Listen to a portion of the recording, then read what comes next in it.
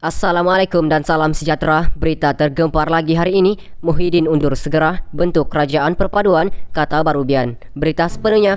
Ahli Parlimen Selangau Barubian berkata sudah tiba masanya kerajaan perpaduan dibincangkan secara serius bagi menggantikan kerajaan Perikatan Nasional yang didakwa terbukti gagal menyelesaikan krisis COVID-19.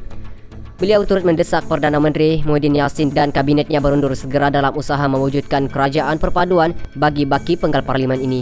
Sekarang tempo darurat hampir tamat. Penubuhan sebuah kerajaan perpaduan adalah jalan terbaik ke hadapan untuk Malaysia dalam masa krisis yang kritikal dan tidak pernah berlaku sebelum ini. Muhyiddin dan kabinet besarnya jelas gagal dalam cabaran terbesar mereka. Sudah tiba masanya untuk beliau melangkah ke tepi dan membiarkan orang lain yang berkelayakan mengambil alih. Mandat rakyat mesti dihormati dan dikembalikan kepada mereka, katanya dalam kenyataan. Beliau yang juga bekas Menteri Kerja Raya berkata, Menteri PN berulang kali menunjukkan tindakan kurang cekap menangani krisis COVID-19 dengan episod pertengkaran antara satu sama lain, menghentak meja dan berbalas tiapan di Twitter serta mengeluarkan SOP bercanggah dan arahan flip-flop. Antara drama kurang bijak perlu dihadapi rakyat setiap hari. Tanda-tanda sebuah kerajaan yang gagal amatlah jelas kepada semua dan ia benar-benar satu musibah untuk kita yang perlu menderita melalui dua ujian pada masa sama.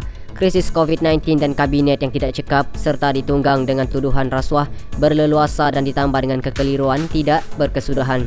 Nampaknya tidak ada koordinasi antara pelbagai kementerian dan agensi kerajaan dan orang ramai benar-benar keliru dengan komunikasi huru-hara mengenai SOP dan sebagainya, katanya. Baru berkata apabila kita mempunyai kerajaan yang mendapat kuasa dengan cara salah dan menawarkan kedudukan kepada mereka yang tidak berkelayakan untuk memimpin demi mendapatkan sokongan, rakyat terpaksa menghadapi akibatnya. Katanya petisyen terbaru yang mendesak perletakan jawatan Muhammad Azmin Ali sebagai Menteri Kanan juga mencerminkan kekecewaan dan kemarahan rakyat terhadap kerajaan PN. Rakyat mempunyai banyak kemusykilan terhadap kerajaan PN ini, katanya.